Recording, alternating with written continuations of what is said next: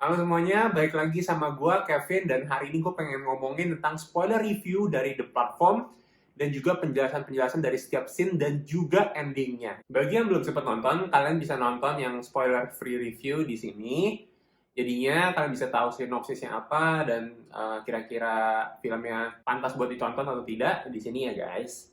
Jadi sekarang yang gue pengen ngomongin adalah spoiler review. Jadi semua mengandung spoiler, ini spoiler warning. Oke, kita start sekarang.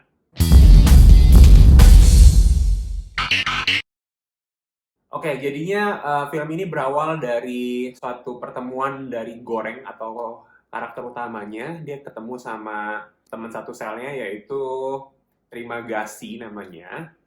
Dan di sini Trimagasi mulai menjelaskan satu konsep di mana makanan itu dibagikan dari atas sampai bawah gitu ya. Dan cukup menjijikan di awal. Tapi yang gue bisa ambil dari sini adalah makanan itu menggambarkan seperti satu bensin kehidupan atau suatu kesuksesan atau suatu kekayaan gitu ya. Dan setiap bulannya itu mereka juga berubah tingkatannya atau lantainya. Ini yang bisa gue ambil dari sini adalah di kehidupan ini roda itu berputar ya. Jadi kita itu bisa ada di bawah, kita bisa ada di atas gitu ya. Dan tingkatan itu sendiri, seperti yang pasti kalian pahami adalah tingkatan sosialita, di mana seperti banyak film yang menggambarkan tingkatan atas dan tingkatan bawah seperti Parasite, ataupun tingkatan depan, tingkatan belakang seperti Snowpiercer. Semuanya film-film ini adalah social commenting, di mana mereka mengkritik atau berkomentar terhadap sosial atau dunia zaman sekarang gitu. Terima kasih juga menjelaskan tentang bagaimana orang yang di atas tuh nggak mau ngobrol sama yang di bawah gitu. Itu menggambarkan suatu social life kita di mana banyak orang-orang yang tingkatan di atas tuh nggak mau mendengarkan dalam arti mengambil opini orang-orang di bawah. Karena mereka berpikir, buat apa gue dengerin orang di bawah? Ya, itu kurang lebih menggambarkan struktur sosial kita. Yang menarik di sini ada juga si Trimagasi itu menceritakan kisah backstory dia, di mana dia ngomongin tentang dia beli satu pisau, pisau itu dibeli karena dia menganggap itu bagus banget gitu ya. Pas dia udah beli, besoknya keluar lagi yang baru. Itu sama aja kayak lu beli smartphone yang edisi canggih, nggak lama kemudian muncul lagi yang lebih canggih lagi gitu. Nyesek gitu kan kalau orang-orang yang mempunyai kekayaan yang mungkin terbatas. Di sini Terima Kasih juga sering mengucapkan satu kata yaitu obvious atau kayak Indonesianya itu ya udah pasti gitu loh. ¿Y usted sabe en qué consiste esto del hoyo? Obvio. Comer. Dia mengatakan hal ini karena dia sudah mengalami banyak pengalaman. Jadi dia pikir dia udah tahu segalanya. Jadi segalanya sudah pasti berjalan seperti yang dia alami gitu. Tidak bisa berubah dan ini menurut gue sih menggambarkan satu gambaran untuk orang-orang yang berpikiran sempit atau tidak open minded. Dan kebanyakan orang-orang itu ya mohon maaf tapi adalah orang-orang yang sudah berumur gitu. Karena mereka sudah mengalami banyak sekali pengalaman di mana pengalaman-pengalaman itu kadang-kadang banyak yang menjadi satu dendam atau suatu pengalaman pahit kayak misalkan si Terima Kasih ini tuh pernah di lantai paling bawah gitu ya. Lantai bawah lah, bukan paling bawah, di mana dia diperlakukan tidak baik oleh orang-orang di atas. Jadi dia berasumsi kayak buat apa gue baik sama mereka kalau mereka nggak baik sama gue gitu loh. Di film ini juga menggambarkan situasi zaman-zaman sekarang di mana adanya pandemik, adanya karantina. Orang-orang tuh panik banget dan orang-orang tuh membeli sesuatu yang sangat banyak sehingga orang-orang yang membutuhkan tuh nggak dapet gitu loh. Kayak misalkan di luar sana di Amerika itu banyak yang beli namanya toilet paper atau yang biasa buat ngelap pas berak gitu ya. Nah, mereka ini seperti tidak memikirkan orang lain. Jadi mereka beli untuk mereka sendiri, yang penting mereka hidup, mereka survive gitu ya. Walaupun sebenarnya kan lu bisa cebok gitu ya, ya wes lah. Dan hal ini digambarkan dengan adanya ketika lo ada di tingkat atas, lo punya segalanya, lo bisa beli segalanya, lo beli semuanya, Padahal yang di bawah itu yang lebih membutuhkan, karena mereka tidak makan berhari-hari, mereka punya chance kecil banget gitu ya untuk mendapatkan makanan di hari tersebut. Gitu. Terus ada satu quote di mana quote ini juga ada di trailer gitu ya. Kiranya begini, good heart itu nggak bisa survive atau orang baik tuh kayaknya tuh nggak bisa survive gitu. Itu disebutkan oleh Trimagasi di saat ketika mereka tuh ada di lantai bawah. Tiene buen corazón. No creo que sobreviva usted mucho tiempo.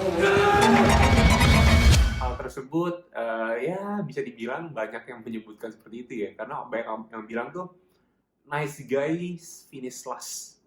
Nice guys finish last.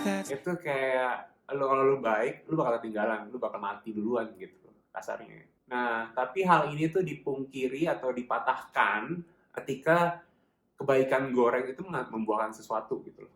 Jadi ketika dia waktu itu baik sama si Miharu kalau nggak salah namanya, dia baik, dia mencoba menolong Miharu kayak terkesan gitu ya.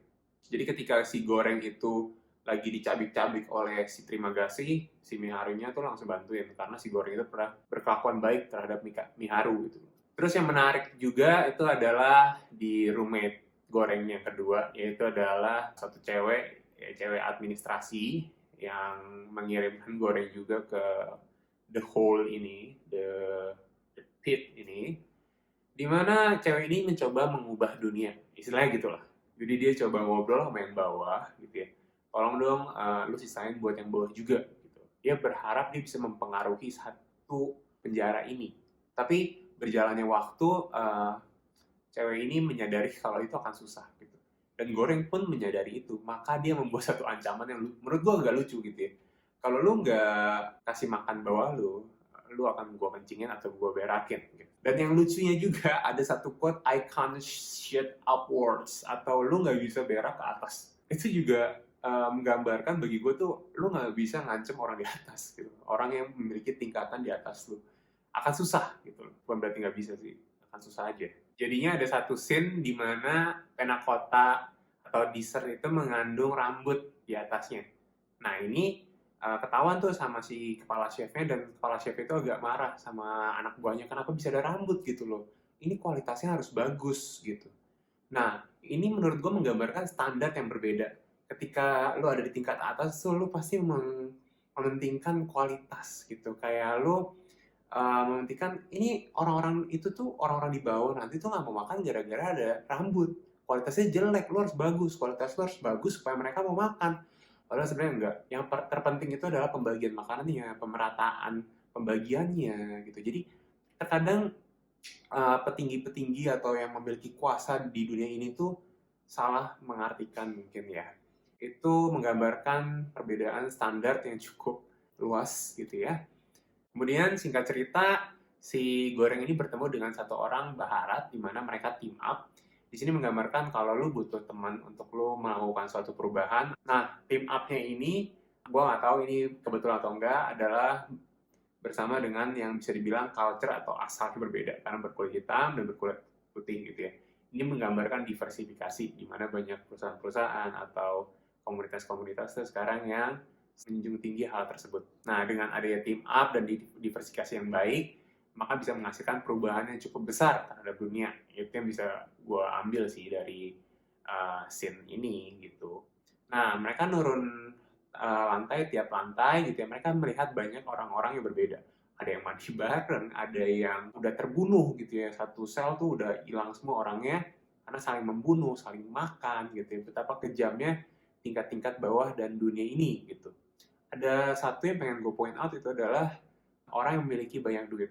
Jadi dia punya banyak duit, uang kertas gitu ya. Nah ketika dia dibagi seporsi makanan, uang kertas itu langsung dilempar. Betapa senangnya dia dan dia bisa melepaskan duit itu, dan dia sadar kalau duit itu tuh gak berguna di saat itu. Ini bisa dibilang mengingatkan kita bahwa duit itu tuh di situasi-situasi tertentu tuh udah gak guna lagi. Lu gak bisa pakai duit di setiap saat. Duit bukanlah segalanya. Tapi gue nggak bilang duit itu nggak penting, oke?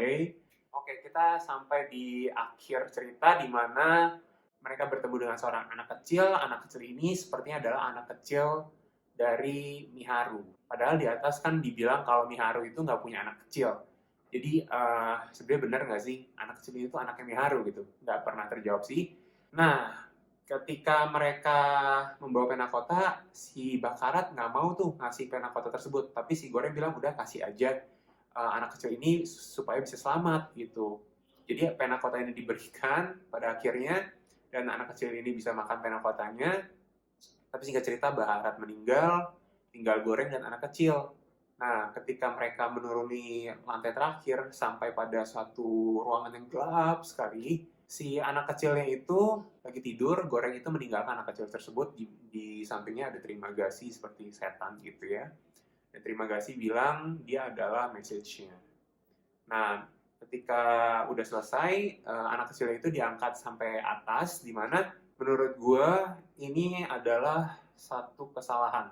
Karena ketika sampai di atas, anak kecil itu hanya halusinasi dari Goreng. Yang nyampe ke atas itu adalah pena kota tersebut. Benar, sampai ke atas. Dan ini nyambung ke scene di mana pena kota tersebut mengandung rambut. Jadi ketika si chefnya itu mendapati pena kota tersebut tidak dimakan, dia berpikir bahwa orang-orang di bawah itu nggak mau makan karena adanya rambut di pena kota tersebut. Padahal sebenarnya kan bukan gitu ya. Nah, di sini sebenarnya diperlukan adanya messenger atau sebenarnya Goreng yang harus tetap selamat sampai atas dan menjelaskan apa arti dari pesan ini. Di situ menggambarkan bahwa dunia itu lu nggak bisa dengan lu melakukan sesuatu gitu ya, berharap orang-orang tuh ngerti pesannya itu apa. Lo harus menjelaskan dengan benar, lo harus berkomunikasi dengan benar agar semua pesan itu tersampaikan dengan baik dengan cara komunikasi yang baik juga gitu. Oke, sekian dari gua. Kalau lu suka, kalau lu pengen tahu lebih lanjut apa yang bakal gua upload, apa yang bakal gua omongin lagi, jangan lupa klik tombol subscribe-nya dan juga tombol notifikasi supaya apa yang bakal gua upload lu bakal tahu langsung. Oke? Terima kasih udah nonton. Semoga lu pada enjoy dan see you in the next video.